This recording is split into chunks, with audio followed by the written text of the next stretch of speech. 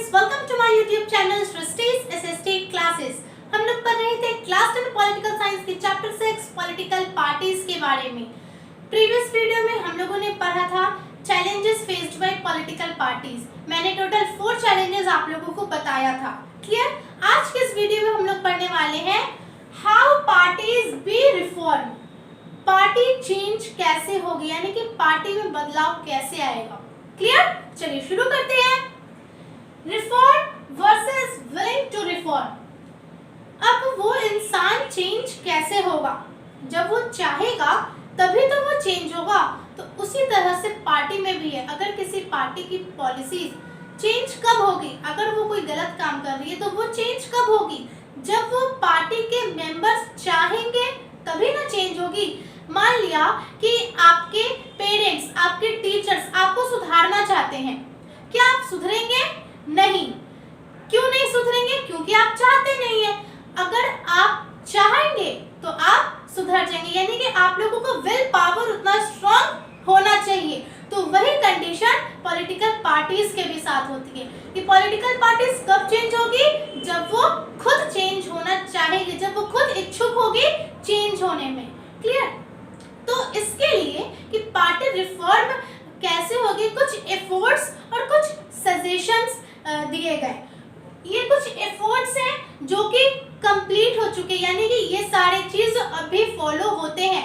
और कुछ सजेशंस भी मैं बताऊंगी कि क्या क्या सजेस्ट किया गया कि और क्या क्या ऐसी चीजें हैं जिसकी वजह से पॉलिटिकल पार्टीज रिफॉर्म हो सकती है। ठीक है, तो चलिए सबसे पहले एफर्ट्स के बारे में पढ़ते हैं कि आखिर क्या क्या हुआ पॉलिटिकल पार्टीज को रिफॉर्म होने के लिए। सबसे पहले है कॉन्स्टिट्यूशनल अमेंडमेंट, यानी कि कॉन्स्टिट्यूशन में कुछ चेंजेस आए। क्या चेंजेस आए? डिफेक्शन। डिफेक्शन का सबसे पहले मैं आप लोगों को मतलब बताती हूँ। डिफेक्शन का मतलब कि चेंजिंग पार्टी, यानी कि कोई एक पर्सन है, मान लिया कि वो पार्टी ए है और एक पार्टी बी है। वो पार्टी ए में जीतता है, यानी कि वो पार्टी ए का मेंबर है, but due to some reason वो पार्टी ए में नहीं रहना चाहता है। हो सकता है उसको अपनी पार्टी की पॉलिसीज, प्रोग्राम्स अच्छे नहीं लगते हो, तो वो क्या करेगा? उस पार्टी को छोड़ के एक पार्टी बी है, उस पार्टी में जाकर उस पार्टी को ज्वाइन कर लेगा विदिन 24 आवर्स। तो क्या ये सही चीज है?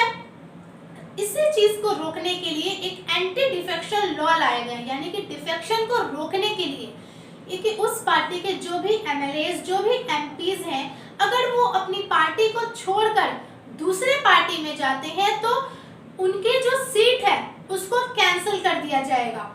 क्लियर? तो जो भी एमएलएस, जो भी एमपीज अगर उस पार्टी को छोड़कर दूसरे पार्टी में जाते हैं तो उनकी एमएलए या फिर एमपी की जो भी सीट है उसको कैंसिल कर दिया जाएगा। ये सारे आ जाएंगे एंटी डिफेक्शन लॉ में, यानी कि डिफेक्शन को रोकने के लिए। क्लियर? तो एंटी डिफेक्शन लॉ आप लोगों को आई होप समझ में आ गया होगा। अब ठीक है, एमपीज और एमएलएस यानी कि member of legislative assembly and member of parliament, उनके सीट को कैंसिल कर दिया जाएगा। पर इसका एक ड्रॉबैक कहाँ चला आता है? इसका एक ड्रॉबैक ये है कि अगर मान लिया कि किसी एक या दो कैंडिडेट अगर छोड़ के चले आए दूसरे पार्टी में, तो अगर उनको उस पार्टी के किसी पॉलिसीज, किसी प्रोग्राम को नहीं पसंद है, उसको दूसरे की पार्टी के प्रोग्राम ज्यादा अच्छे लग रहे हैं, तो वो उस पार्टी को छोड़ के चला आया, या फिर वो जिस पार्टी में है उस पार्टी में गलत काम हो रहा है। भाई करप्शन तो हर जगह होता है, कहीं थोड़ा कम होता है, कहीं ज्यादा होता है। तो अगर उस पार्टी में कोई गलत काम हो रहा है तो वो उस पार्टी को छोड़ के दूसरे पार्टी में चला आया, वहां पे थोड़ा कम हो रहा है लेकिन होता तो हर जगह है। तो इसीलिए ऐसा बोला गया कि होलसेल डिफेक्शन तो अलाउ है बट रिटेल डिफेक्शन अलाउ नहीं है। क्लियर? होलसेल अलाउ है बट रिटेल डिफेक्शन अलाउ नहीं है। डिफेक्शन का मतलब मैंने क्या बताया था, आप लोग रिकॉल कीजिए। अभी जस्ट मैंने बताया था और फिर मेरे कमेंट सेक्शन में लिखिए कि व्हाट इज डिफेक्शन। क्लियर? तो होलसेल डिफेक्शन यानी कि उस पार्टी के मान लिया कि टोटल 50 मेंबर्स है उस पार्टी में, तो उसके मान लिया कि 25 to 27 मेंबर्स छोड़ के उस पार्टी को दूसरे पार्टी को ज्वाइन करने चले आए। आखिर क्या वजह होगा? कोई एक मेन रीजन, बहुत बड़ा रीजन होगा, तभी तो इतने सारे मेंबर्स जो वो उस पार्टी को छोड़ दिए। हो सकता है उस पार्टी में कोई गलत काम हो रहा हो या फिर उस पार्टी की पॉलिसीज अच्छी नहीं हो, तो वो लोग क्या किए, उस पार्टी को छोड़ के चले आए। तो यहाँ पे कोई इशू नहीं है। बट रिटेल डिफेक्शन यानी कि अगर एक या दो मेंबर छोड़ के चला आता है तो जो उसका जो भी सीट है उसको कैंसिल कर दिया जाएगा, ठीक है।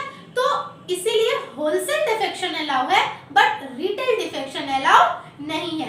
ये तो था पहला एफर्ट जो कि कॉन्स्टिट्यूशनल अमेंडमेंट यानी कि कॉन्स्टिट्यूशन में कुछ चेंजेस लाए गए थे उसमें से। Second one is an order of supreme court. Supreme court का क्या ऑर्डर था कि जो भी candidate, every candidate who want to contest election, clear, every candidate who wants to contest election should be given his or her affidavit. affidavit का मतलब क्या होता है? affidavit एक signed document होता है जिसे हम supreme court and election commission के आगे प्रेजेंट करते हैं, जिसमें हम अपनी सारी पर्सनल इंफॉर्मेशन को लिखते हैं। मेरे पास कितनी प्रॉपर्टी है, मेरा क्रिमिनल बैकग्राउंड क्या है, या फिर मेरा जो भी अगर अच्छा बैकग्राउंड भी है तो उसे भी लिखते हैं, यानी कि अपने सारे पर्सनल इंफॉर्मेशन को एफिडेविट बोला जाता है। यानी कि हम एक एफिडेविट रखे हैं सुप्रीम कोर्ट के आगे, हम एक एफिडेविट रखे हैं इलेक्शन कमीशन के आगे, उसमें मेरे सारे पर्सनल इंफॉर्मेशंस हैं, क्लियर। तो कोई भी कैंडिडेट अगर इलेक्शन में खड़ा होना चाहता है तो उसे सबसे पहले एक एफिडेविट देना पड़ता है कोर्ट, सुप्रीम कोर्ट के आगे, और ये हर कैंडिडेट के लिए मैंडेटरी यानी कि हर कैंडिडेट के लिए कंपलसरी है, क्लियर।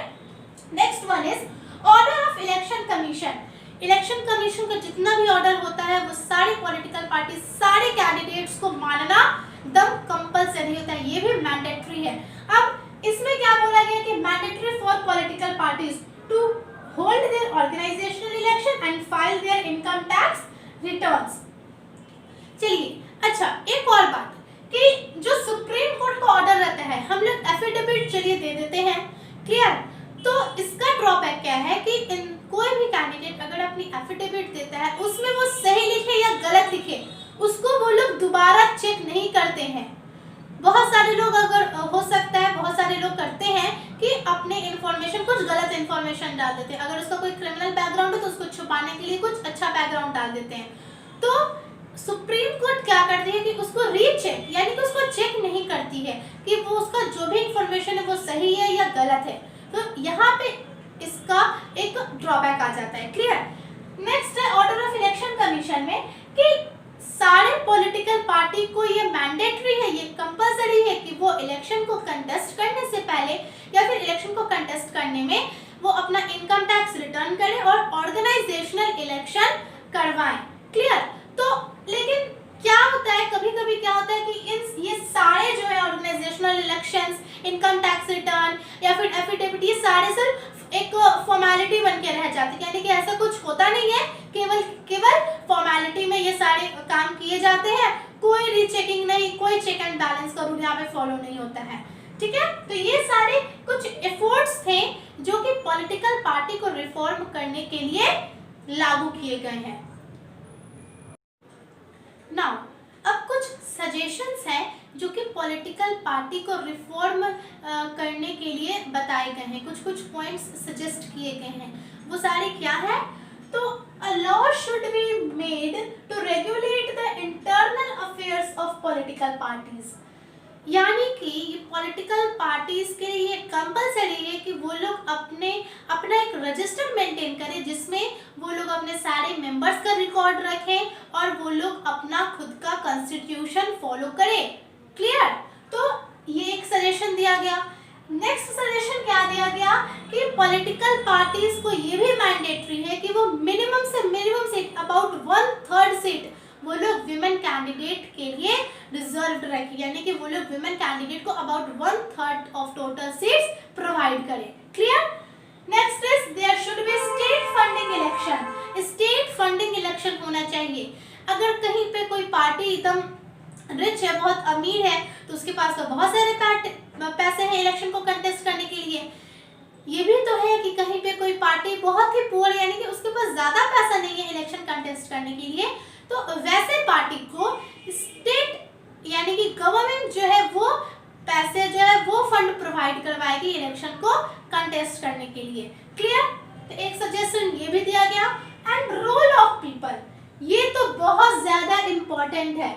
रोल ऑफ पीपल का रोल यानी कि आम जनता का जो भी रोल होता है वो बहुत ज्यादा इम्पोर्टेंट होता है।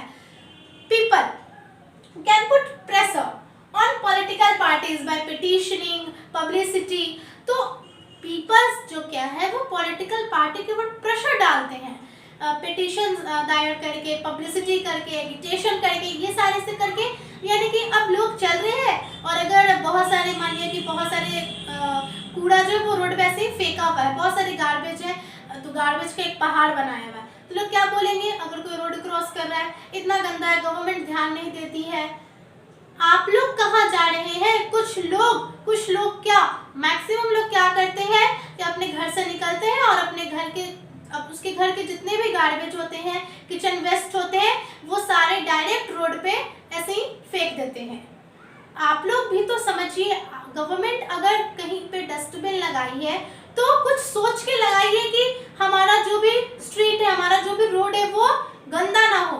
तो आप लोग अपने घर के वेस्ट्स को उस जाके डस्टबिन में जाके डाल दीजिए। क्लियर?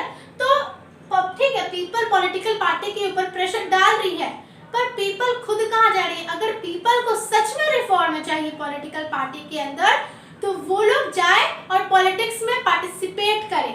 क्लियर? तो और खुद को भी सुधारे। ऐसा नहीं है कि सिर्फ गवर्नमेंट ही बुरे काम कर रही है। अगर गवर्नमेंट रोड साफ करवा रही है तो आप लोग रोड को गंदा करने के लिए काम कर रहे हैं। क्लियर? तो आज से आप लोग अपने घर का वेस्ट या फिर किसी भी टाइप का वेस्ट डस्टबिन में डालिए, ना कि ऐसे स्ट्रीट पे डायरेक्ट फेंक दीजिए। तो people can put pressure on political party by petition, publicity and agitation and active involvement of those who wants to reform within parties। वैसे एक्टिव मेंबर्स, वैसे एक्टिव पीपल्स जो कि सच में पॉलिटिकल पार्टी के अंदर रिफॉर्म लाना चाहते हैं, चेंजेस लाना चाहते हैं, ताकि हमारी कंट्री का डेवलपमेंट, हमारी कंट्री का वेलफेयर और अच्छे से हो पाए, तो उनका इन्वॉल्वमेंट पॉलिटिक्स में होना बहुत ज़्यादा ज़रूरी है। ये कुछ सजेशंस थे जो कि बताए गए थे कि हाउ पॉलिटिकल पार्टीज भी रिफॉर्म। क्लियर? तो इस तरह से आज के इस वीडियो के साथ हमारा ये चैप्टर पॉलिटिकल पार्टीज फिनिश होता है। इस चैप्टर का नोट्स मैंने वीडियो पार्ट 3 के डिस्क्रिप्शन बॉक्स में डाल रखा है, तो वहां से आप लोग देख सकते हैं। और मैंने इसके प्रीवियस वीडियो में एक क्वेश्चन पूछा था, व्हाट इज डिफेक्शन, उसका आप लोगों को कमेंट करना है उस वीडियो के कमेंट बॉक्स में। क्लियर? सो नेक्स्ट वीडियो में मैं मिलती हूँ नेक्स्ट टॉपिक के साथ। Okay, thank you.